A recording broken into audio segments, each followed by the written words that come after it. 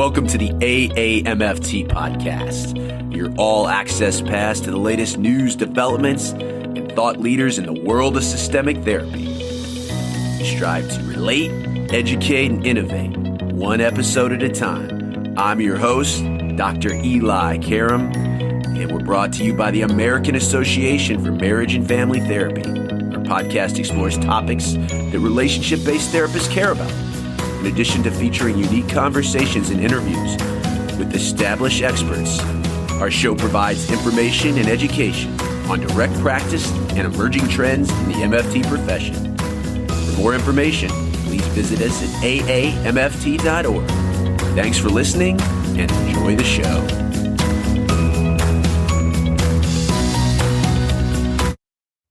Common sexual problems that arise in couples therapy, we all know, are low desire and a desire discrepancy between partners. And according to today's guest expert, Dr. Barry McCarthy, the key to rekindling desire for women and men is to learn to value intimacy, pleasure, and eroticism combined with realistic sexual expectations. So in this episode of the AAMFT podcast, we confront the traditional male-female power struggle over intercourse frequency and replace it with a new understanding in which both partners value affectionate, sensual, playful, erotic, and touch. Barry also discusses good enough sex, which replaces the standard pass-fail intercourse model. And this approach affirms multiple roles, meanings, and outcomes of a couple's sex life. The encounter doesn't end in intercourse. Instead of feelings of failure, panic, or anxiety, the couple should celebrate the pleasure they have experienced, he contends. Let me tell you a little bit about Barry. He's made major contributions to the field of sexology and sex education and couples therapy. He's taught courses in human sexuality and psychological well-being at American University, where he was recognized as an outstanding professor, publishing over 20 books, 32 book chapters, and over 100 journal articles, all around integrating sexuality and couples therapy, advancing sexual health, and enhancing sexual desire. He's co-authored a couple very popular books with his wife, which we will mention toward the end of the episode, Emily McCarthy. Those books, Rekindling Desire and Discovering Your Couple's Sexual Style. Barry has received from the Society of Sex Therapy and Research the 2016 coveted Masters and Johnson Award for lifetime contributions to the sexuality field. Dr. McCarthy received his diplomate in clinical psychology from the Board of Professional Psychology as well. And following the sage advice of another one of his great colleagues and collaborators, the late Michael Metz, Barry retired from practice to devote himself to writing, presenting workshops, and enjoying his family life. And with Michael Metz, he collaborated on the Good Enough Sex Model, which is an integration of positive psychology, gender equity, and relapse prevention. I learned a lot. Hope you will too, and we'll be back after our interview with Barry McCarthy. For us therapists burdened by manual note-taking, Blueprint's AI Note Taker offers a solution. It listens, transcribes, and automatically writes progress notes, freeing up to 5 hours of your time a week. This extra time can be used for client care or self-care. Join the thousands of therapists already using Blueprint and start your free trial at joinblueprint.com/MFT. That's joinblueprint.com/MFT. Or simply search for Blueprint AI Note Taker. Eli, back with you on the AAMFT podcast. So happy to welcome to the show Dr. Barry McCarthy, and we are talking about today working with couples, sexual desire, and for many therapists, working with desire problems, desire disorders is even much more challenging than typical sexual dysfunction or arousal disorders. We'll talk about that today. We'd like to know about our expert. Talk to us about your therapeutic origin story, so to speak, your journey into psychotherapy, working with couples and specifically couples around sexual issues? I was a very lucky psychologist in that I got my PhD in 1969, Southern Illinois University, and in 1970, Masters in Johnson wrote Human Sexual Inadequacy, which I see as the birthplace of the sex therapy field. When I left, I came to Washington and to teach at American University. One of the things that they allowed me to do is if you create a new class, you got an extra bonus and you taught it in intersession. And so I taught a human sexual behavior class in 1970. There wasn't even a textbook in human sexuality. Now, in terms of the psychology part and being a therapist, I was trained in usual approaches, including cognitive behavioral and psychodynamic approaches. But that what really interested me was to try to integrate general psychotherapy with sexuality. And in 1971, one of the first female therapists Masters and Johnson trained came to Washington to do a presentation over a year period, 4 presentations about sex therapy.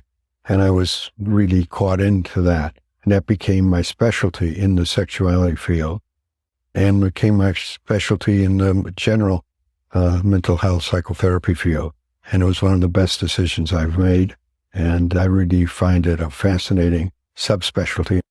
When sexuality works well in people's lives and in people's relationships, it plays a positive integral role, but it's a small role. I talk about it as a 15 to 20% role that energizes the couple bond and allows you to feel desire and desirability. But when sexuality is problematic or dysfunctional, but especially when it's avoided, it plays an inordinately powerful negative role. It really destabilizes the relationship. That one of the lines that I like the best is that good sex cannot save a bad relationship, but bad sex can subvert and destroy a healthy relationship. And then when I train and supervise marriage and family therapy people, I emphasize integrating sexuality into their couple work. And that the most important issue in that is sexual desire.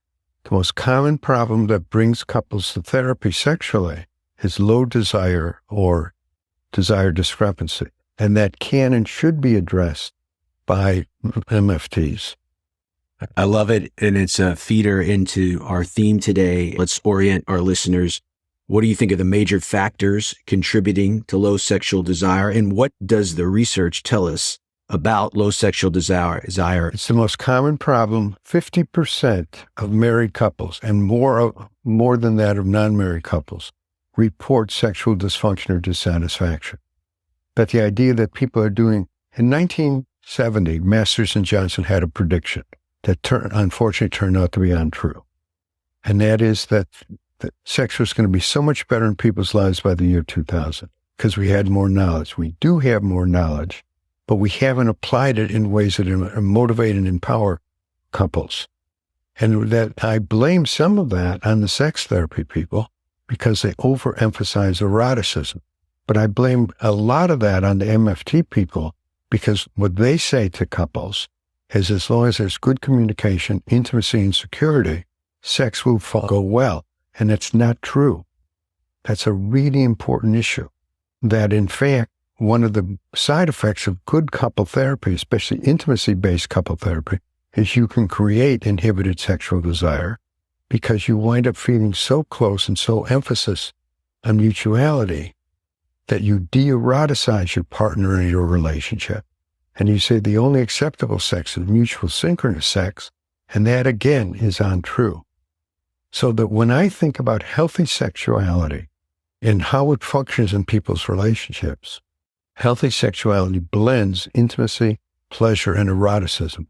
3 very different phenomena, but they need to be blended if you're going to maintain healthy sexuality in an ongoing relationship. And that's true whether you're talking about married couples or partnered couples, whether you're talking about straight couples, gay couples. That's the challenge, is how you integrate these 3 different aspects. And the problem with much of the MFT issue is that you emphasize intimacy at the expense of pleasure and eroticism rather than integrating. So much there that you said. And I think a lot of what good couples therapists do to set the table for their work with their clients is psychoeducation. So you're debunking a myth around if we just communicate better and if we're emotionally intimate, we'll be more physically intimate, which I think a lot of relation-based therapists and MFTs tell their couples. Our listeners always like to take away some things from a podcast. How would you psychoeducate a couple that you were working with around what you're saying at the beginning to really hit all three of these areas? Well, one of the best things to do to say to people is, where are you strongest? Are you strongest at intimacy? Are you strongest at pleasure? Are you strongest at eroticism? And also, where are you most vulnerable? Where are you weakest? So that we're going to try to say to them that sexuality in some ways is simple, but in most ways is fairly complex. Don't go with the notion that everybody should have great sex every time. That sets you up to fail. You want to have positive, realistic sexual expectations. And you also want to ask them, and I have a different language, and I think many couples find the language valuable. Or I say to them, when in your relationship, the desire, pleasure, eroticism, and satisfaction function the best? You know what the typical answer to that is? The first 6 months we were a couple, even before we got married. What I try to help them understand is that the limerence phase, the kind of new energy sex phase, romantic love, passion, sex idealization, is a wonderful experience, but it doesn't set you up to maintain sexual desire in an ongoing relationship, marriage or otherwise. That the question becomes in an ongoing relationship, how you develop a couple sexual style that is the right fit for you. And the right fit for you means, again, that it honors both intimacy, pleasure, and eroticism, not every time, but where you feel capable of all of them. That it's okay to have sexual experiences that are erotically based. It's okay to have sexual experiences that are intimacy based. Now, let's define, because I think a lot of our potential clients may lump those things together, or especially pleasure and eroticism. And maybe some of our listeners, our therapists, might too. How would you define the difference between intimacy, pleasure, and eroticism? Think about positive sexual feelings on a 10-point scale. 0 is neutral. 10 is orgasm. What intimacy is about is feeling connected, feeling meaningful, feeling safe with each other. And in terms of that 10-point scale, intimacy gets you from 1 to 3. When you think about pleasure, the essence of sexuality is giving and receiving pleasure-oriented touching. Pleasure is about 3 to 6 on that 10-point scale. It's feeling good about yourself, good about your partner, and its emphasis is on touch rather than spontaneous desire. We need to come back to that, because what many clients believe, what clinicians believe, is that spontaneous desire is more genuine and better than responsive desire. But empirically, that's false. Responsive desire is the essence of sex in ongoing relationships for many couples. Both of them are good, but this idea that responsive desire is second class is ridiculous. Responsive desire, especially for couples over 40, is most important. Pleasure gets you from 3 to 6, where you really are enjoying the experience. And it's a process of enjoying it, not a performance. And then eroticism means high intensity, high sensations. And that is, in terms of our scale, between 7 and 10, 10 being orgasm. You allow yourself to really get into an erotic flow. Now, let me say something historically. I have great respect for Masters and Johnson. They're the grandparents of the sex field, but they missed the core issue. The core issue sexually is desire, and the second core issue is pleasure and satisfaction. What Masters and Johnson believed, as long as you had functional sex, desire would take care of itself. And again, I'm always in favor of arousal and orgasm, but functional sex alone is not what promotes desire. You've really got to focus on positive anticipation, a sense of sharing pleasure, a sense of unpredictability in your sexuality. That's what keeps sex alive in ongoing relationships. So when couples say, my best sex was the first 6 months, I say, did you never develop the couple sexual style? And that's going to be the challenge of our therapy now. And one of the most helpful things for clinicians, MFT clinicians specifically, is to understand that your relational style and your couple sexual style are often going to be different. I believe that Sue Johnson and John Gottman are right, that for the great majority of couples, the best friend relational style is the best way to go. But it's not the best way to go sexually. The complementary couple sexual style is a much better way to go sexually, that you maintain your own sexual voice, your own autonomy, and you integrate that into your relationship. So this notion about sexuality is that in some ways it's simple, and in other ways it's very complex. The simple part is you want to take a pro-sexual stance. The complex part is teaching people to value all three dimensions of sexuality. That sex is not a performance, it's a couple experience of giving and receiving pleasure. It's interesting you've done much pioneering work on male sexual desire, specifically in men, especially as they age.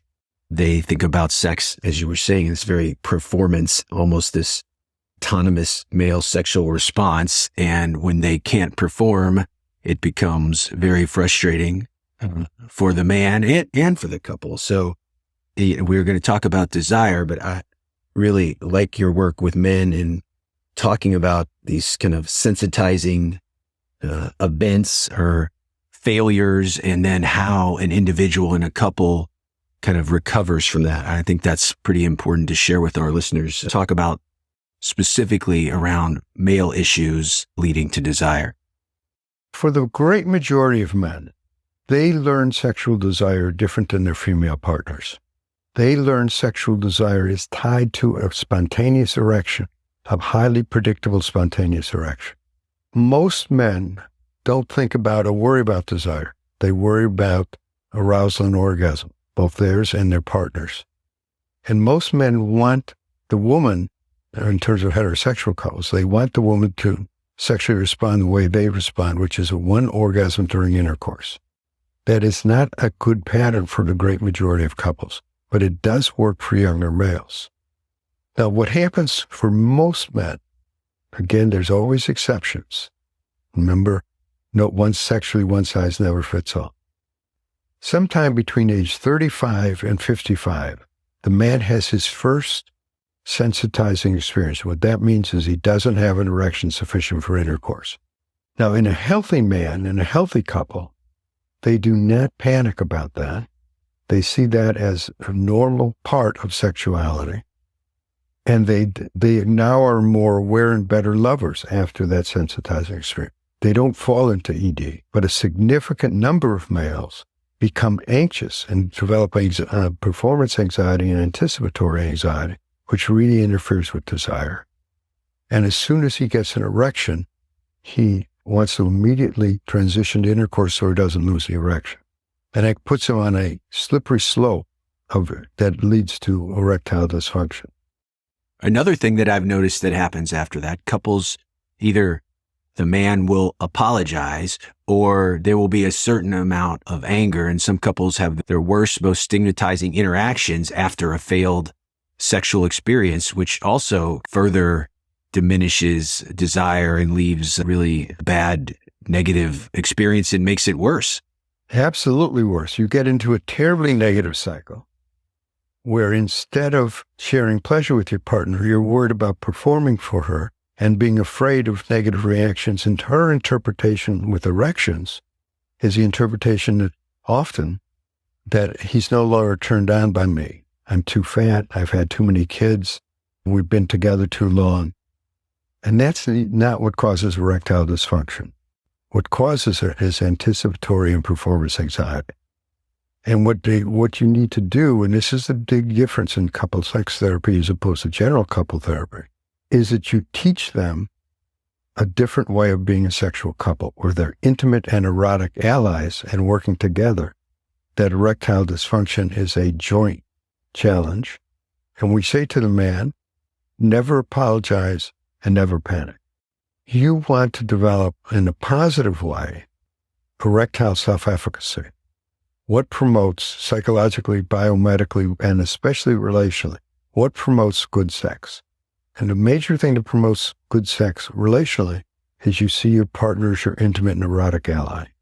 That is crucial, not somebody to perform for. And you also get to understand that it's one of the hardest of all the exercises, psychosexual skill exercises, is teaching them to practice waxing and waning of erections. I've done this with at least 1,000 men. My colleague before he died, Mike Metz, did it with about twice as many. We've never done it with a man or a couple that have enjoyed the exercise, but it's a crucial exercise because the way to think about it is an anti-panic exercise. That it's normal for you to lose an erection and you can regain an erection. And that the key to erectile self-efficacy is understanding that most of the time, sex is going to flow from comfort to pleasure to eroticism to intercourse and orgasm. But when it doesn't flow, rather than stopping being sexual, you transition to either a sensual or a erotic non-intercourse scenario. And you're basically saying to yourself and to your partner that I want to turn towards you, not away from you. I don't want to panic or go away. I want us to share pleasure with each other. Again, it sounds so easy on a podcast.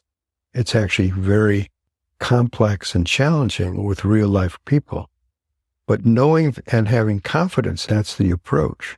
And this includes the approach with men whose erectile problems involve medical issues, whether it's diabetes, cancer, whatever, is you can continue to be sexual in your 60s, 70s, and 80s, but you can't do it the old traditional way, that that sex is defined as intercourse within your first erection. You can't return him to that. You can make him a better lover. You can make them a more understanding and supportive couple. And when sex doesn't flow to intercourse, you don't need to panic or apologize. Yes, and you're normalizing these sensitizing events as part of a couple's sexual evolution and maturation.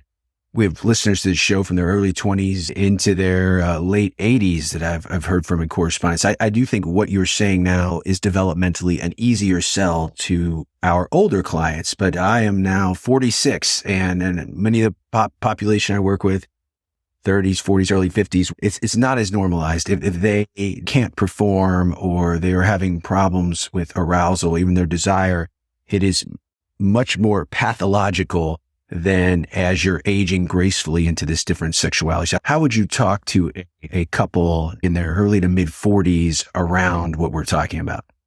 Say to them is if you can learn this new way of being sexual friends, if you can learn that sexuality is not just about intercourse and orgasm, that sexuality is about intimacy, pleasure, eroticism, including erotic non-intercourse sex as well as intercourse, that if you can learn it now in your 40s, you will inoculate yourself from sexual problems in your 60s, 70s, and 80s. I said that when I was 27 years old, when I was first writing about these issues. I'm now 80 years old, and I still write about these issues. I think you're right that it's easier for males over 40 to accept this than it is for younger males. But even with younger males, it isn't unusual to have a sensitizing experience. And again, rather than setting up this performance anxiety cycle, you can turn to your partner as your intimate and erotic ally and say, we've got to learn a new way of being sexual that really works for us, not just me individually, you individually, but us as a couple.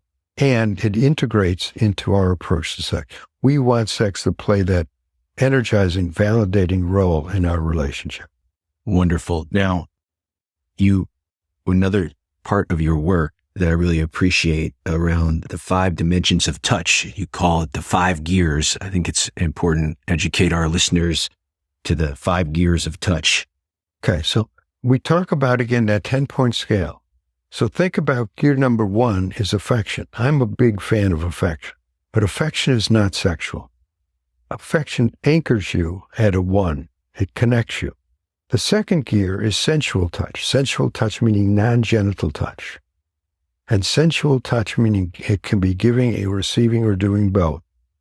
What allows you to feel open and willing to emphasize touch as the key to desire rather than spontaneous erections or erections, period. The third gear is playful touch, and that integrates non-genital and genital, and that allows you to go from 3 to 5 or so in terms of pleasure. The fourth gear is erotic non-intercourse touch, and that involves manual oral rubbing stimulation or vibrator stimulation.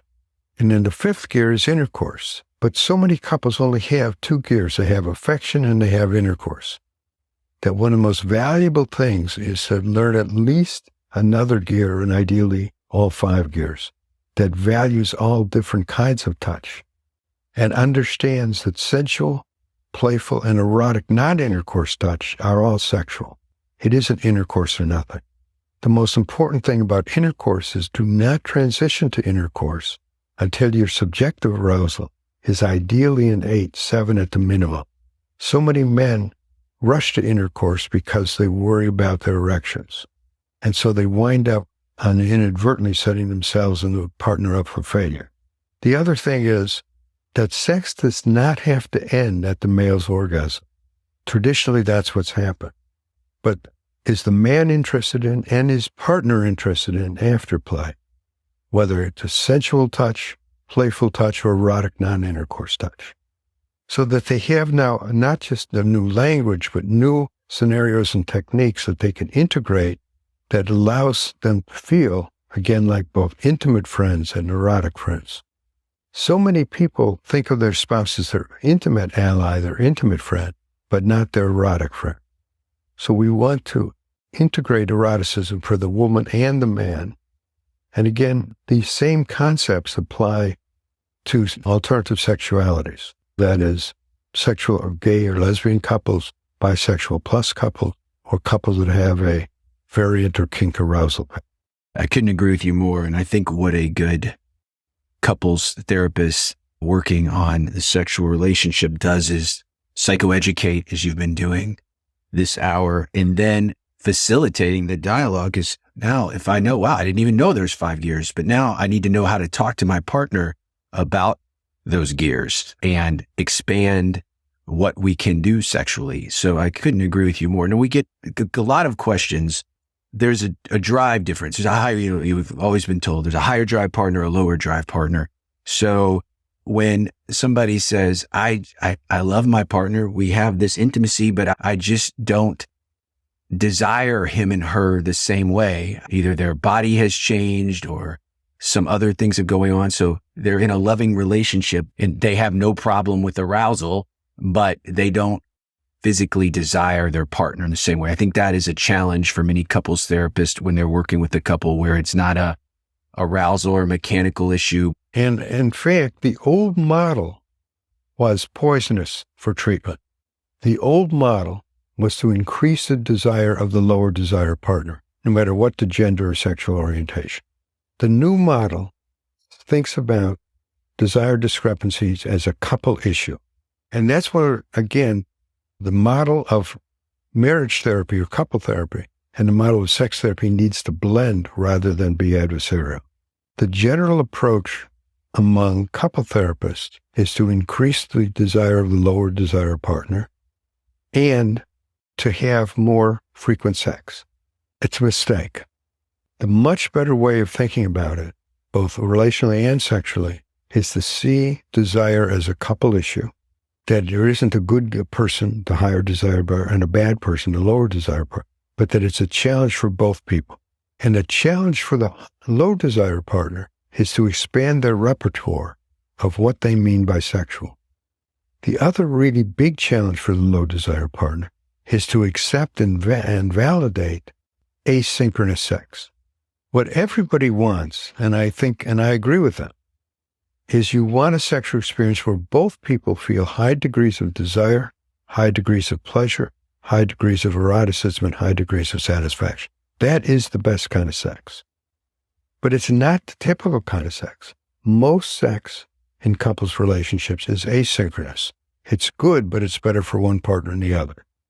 So for the lower desire partner, the notion is not about frequency. It's about the process of pleasure, that you want them to find their sexual voice and to enjoy touching and sexuality in a more variable, flexible way. you also want you want to say very loud and clear to both of them that duty sex, doing it for the sake of the partner, even though it's not good for you, is really bad for sexual desire. Let's take the traditional approach, that it's the man who has the higher desire than the woman. Although I think you'd be surprised by the number of men who are the low desire partner, but it's the same basic therapeutic approach. So what you want is you want this understanding that sexuality includes sensual, playful, and erotic touch. And you need to find your voice about what is good for you. Do not do something that is bad for you. So on that 10-point scale, if the sexual experience is a 10 for your partner and it's a 5 for you, that's okay. But if it's a 10 for your partner and a -5 for you, it's not okay. Don't do something that's unhealthy for you personally or relationally. That is an important message. And understand that your approach to sexuality is not in comparison to your partner's approach. It is accepting that responsive desire and variable flexible sex is first-class sex.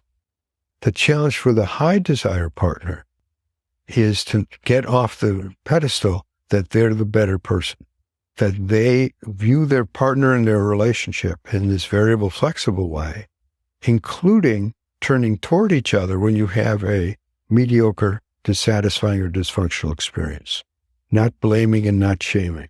For the higher desired partner, it isn't about frequency. It's about quality of pleasure. It's about frequency and quality of pleasure, not about that we had intercourse or we didn't. Defining sex specifically only as intercourse is a terrible problem for everybody, not just the low desire partner, but the high desire partner too. It doesn't give you a common ground in which to dialogue and to experience. So let me give a couple of examples. Please. One of the scenarios that I think is so helpful in terms of arousal and orgasm is the hand override technique, where the lower desire partner puts their hand over the higher desire partners and shows them what kind of touch is pleasurable, what kind of touch is erotic, what kind of touch might lead to high arousal and orgasm. Those are very different phenomena. But this idea that you're the expert on your sexuality and you're going to share it with your partner is an empowering exercise. The other is to have them have an experience where the higher desired partner was orgasmic, the lower desired partner was not orgasmic, but the lower desired partner found it more satisfying. Again, I'm a tremendous fan of arousal and orgasm for both men and women. But orgasm is not the best measure of satisfaction. The best measure of satisfaction is feeling good about yourself as a sexual person, more energized and bonded as a sexual couple. That's what I want to emphasize. And for many people, especially the high desire partner, that is a really groundbreaking experience. To know that their partner was more satisfied than they were, even though they were orgasmic. So you want to get them not only talking the same language, but having experiences that honor the diversity of their sexual experiences. I couldn't said it any better. We also have a lot of couples come in to see MFTs where they have a sexual issue, they've gone to their doctor, they've gotten a medical rule out. Many have gotten what the field heralded as the magic pill, Viagra or Cialis, but so many couples come in and say, okay, we got the Viagra or Cialis. My partner can get an erection, maybe a better erection they've ever had before, but it doesn't help our desire. Our sex is still not satisfactory. They have sex that isn't worth having. They have sex that is predictable but not satisfying. So, when I think about good sex and good sex therapy, I talk about it as a psycho-biosocial model of sexuality. Psychologically, what promotes healthy sexuality and what subverts it. Biomedically, what promotes it and what subverts it. And socially, relationally, what promotes and what subverts. And that the medical issues need to be addressed. There's all kinds of things that can interfere with sexual function. The best example, specific behavioral example of that is smoking. One of the ways of getting people to stop smoking is to say to them, smoking is bad for your penis or smoking is bad for your vulva, which is true. Anything that's bad for your vascular system is bad for your sexuality. A big mistake that people make is they ask the medication to do more than it can do. The good news is, again, is there's no illness, no disability that stops you from being sexual, especially about desire. But asking a medicine to do it all is asking the medicine to do too much. You've got to integrate the intervention medically with your couple's sexual style. So, for example, with Cialis, think about your work that you've heard from clients. Almost no client says to you, the physician told me that 85% of the time, the sex is going to flow to intercourse, but I can still have a good time when it does. They never use that 85% or any other number. It's a kind of a notion that says, Cialis will give you back total predictability in terms of erection, and once you have erections, then you're going to have desire. It's not true.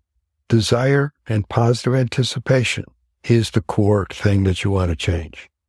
And the Cialis is a resource that is a valuable resource, and it both increases the efficacy of the vascular system, but it also is a good placebo. It reduces your performance anxiety, but it can't do it all. Again, you want to empower your couples to use all their resources, biomedically, psychologically, and relationally. And one of the major resources relationally is, and whether you're talking about male or female sexual problems, is do you think of your partner as somebody who loves and accepts you, whether you're sexually functional or not? And sexually functional does not mean 100%. Sexually functional means I love that 85% criteria.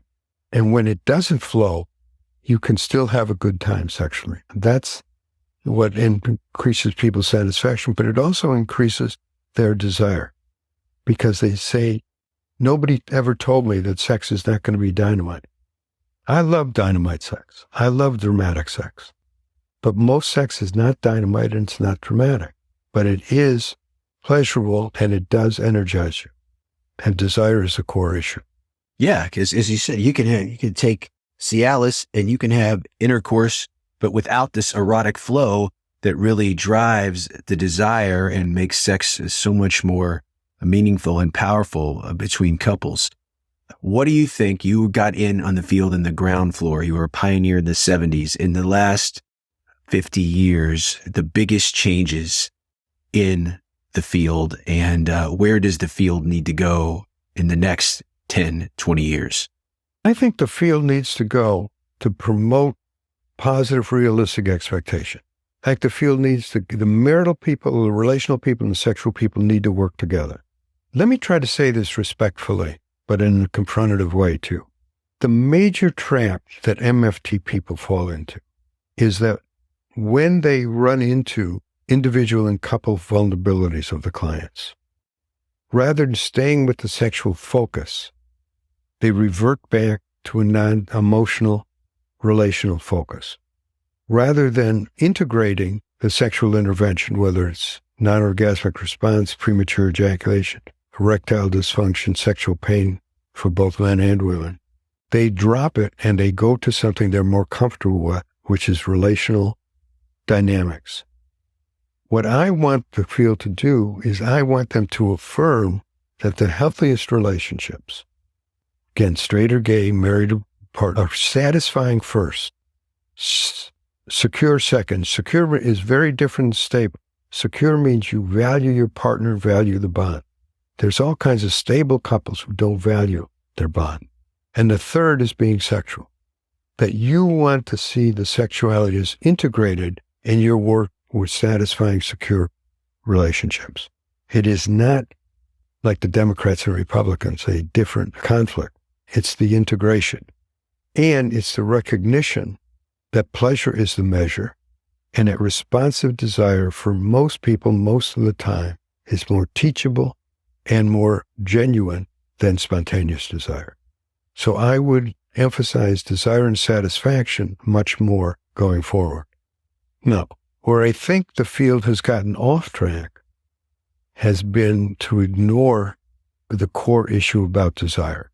And I think that we've got to reinstate that as the core issue sexually and affirm that whether you're talking about mainstream sexuality or you're talking alternative sexualities, that the question is, what is the right fit for that couple in terms of the sexuality? I think that the old fight needs to be confronted and totally dropped, where the marriage people or the couple people would say to the sex people, you only care about sexual minorities and about eroticism. You don't care about real life couples. And the relational people or the sex people, when they attack the relational people, they'll say, you support family, not relational vitality. You support stability, not vitality. You need to integrate these in a way that is pro-sexual, pro-relational, again, whether it's traditional relational or alternative sexuality relation. It's really a both and rather than an either or. What we need is better integrated training, as you're saying. It's hard to argue with what you're saying. The couples therapist to me would be remiss if I didn't ask this one question. You are known for your standalone work, but also your collaborations with your wife, Emily, who I believe is a speech therapist by training. I'm curious of interviewing many pioneers and experts in the field and some husband and wife duos. How has she impacted your thinking on sexual desire over the years? And what is that personal and professional partnership like? Emily and I married at the exact age of our cohort in 1966. I was 23, Emily was 21. We knew that the odds were against us in terms of having a healthy marriage and a healthy sexuality. We had talked about the fact that we came from very difficult cultures and difficult family backgrounds. But we said, we're going to beat the odds. We're going to try to create a healthy marriage. And we really do mean that. And we're going to work together to beat the odds. Now, we had very different professional approaches. And at the beginning, one of the things that I did years and years ago, really stupid, is I tried to talk her into switching careers and getting into the marriage and sex field. And she said she went to a convention that I set it up. I did all the administrative things to get the tickets and all this kind of stuff. And she didn't have to worry about the child care or anything. And it was a fun trip to Marco Island, Florida.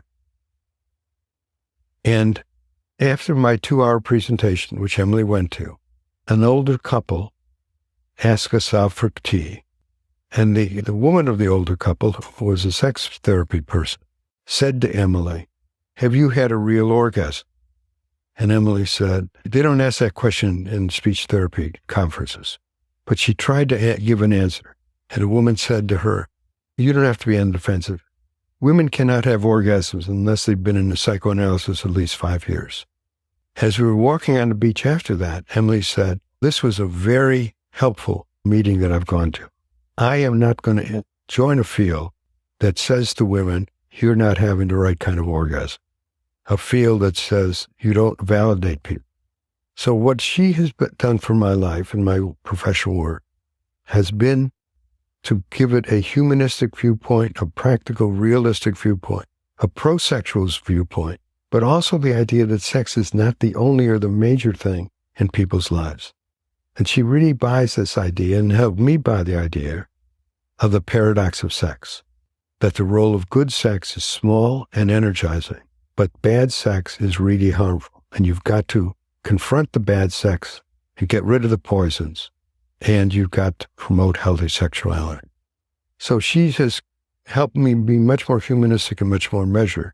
And we take great pride in that we've been married now 57 years. And it's a genuine, satisfying, secure, and sexual marriage. And we do take great pride in beating the odds. So it's been a lot of fun. Person that's actually had more impact on my sex therapy writing and work is not my wife, Emily. He was my person I wrote books with, Mike Metz, who was a wonderful clinician and a wonderful writer. And what Michael did is he's the guy who came up with the idea of the good enough sex model, which I think is one of the most empowering things that can unite both couple therapists and sex therapists. The reason I am doing this show for the last 6 years and interviewing the pioneers is that people, it doesn't matter if you're 80, you are still as vital and passionate about the work today as you were when you got in on the ground floor of this field in 1969. If listeners would like to follow up and learn more, Barry, you have many books and resources out there. What would you suggest to, if you were turned on, metaphorically speaking, by this conversation today, where would you go next if you were a listener? I have a perceptual motor learning disorder, so it's very hard for me to type or use computers. But I actually have a website that's called McCarthy on Sex that has all of our books and ideas about some of these things. In terms of the best book that we've written for the lay public, it's called Rekindling Desire. It's the 3rd edition. It's got some really great psychosexual exercises to help couples work together to rebuild sexual desire. There's 2 books we've written for the professionals. The clinically oriented book, I hate the title, but it's a good book. It's called Sex Made Simple. But the book, if you're more academic, it was written after Mike Metz died. And Michael, right before he died, said, I want you to do something for me, and that is to make sure this book gets published. So it's Cognitive Behavioral Therapy for Sexual Dysfunction.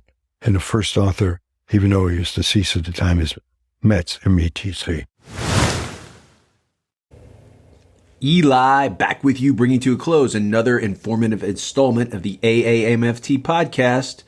Barry McCarthy, thank you very much. You know, we get a lot of questions about how you get continuing education from AAMFT. And if you're a member, there's a huge discount to that. And even if you're not, it's a place to go after you've heard a podcast like this to get more information. And the online learning platform for AAMFT for the last 7 years has been called Tenio. And that can be found directly on aamft.org. So if you want to dig a little deeper around sexuality, sexual desire, you can go to Tenio and get a 1.5 CEU, Sexual Desires, Issues, and Couples Therapy, presented by Melissa Fritchie. AAMFT has you covered in all your on-demand CEU needs, but perhaps you want to plan a little summer trip and you miss face-to-face gatherings. So AAMFT has you covered on that too. The Institute for Advanced Systemic Family Therapy, June 26th through 28th in Seattle, the Great Pacific Northwest, where you can earn up to 18 hours of continuing education. It's designed as an intimate and in-depth training for advanced clinicians to connect. The schedule allows both intensive training from experts and to enjoy everything that the local surroundings in Seattle has to offer. Participants study in one of 4 intensive courses that reflect clinical challenges that as MFTs we face today, and the institutes are designed with the experienced clinician in mind and presented by experts in the field, where the classes are kept intentionally small to create this really personal and interactive setting. I had the experience of being able to go to one of those institutes a couple years back, and it's a one-of-a-kind training experience, both for the people that you meet and from what you learn to add to your clinical tool belt. Go networks.aamft.org/institutes/home, and you will see everything you need to know about the Institute for Advanced Systemic Family Therapy this summer in Seattle. Did you know that AAMFT is active on your social media channels? Where they are, so you can follow the AAMFT on Instagram, Twitter, Facebook, even LinkedIn. And you can follow me. I'm at Dr. Eli Live on X, formerly known as Twitter. You can also drop me a line, eli@northstarcounselingcenter.com. Check me out at elikaram.com, where you can find everything going on, including both 2 books released over the last couple years, the kind of heart and soul of this show, The Common Factors, bringing the common factors to life in couple and family therapy with my colleague and AAMFT President-elect, Adrian Blow, and also my study guide/family therapy text. Everybody looking forward to taking that licensure exam. We got you covered there too. Also a series of trainings around, again, common factors, preparing for the licensure exam, integrating in couple and family therapy. EliKaram.com. Until next time, my friends, stay safe, stay systemic.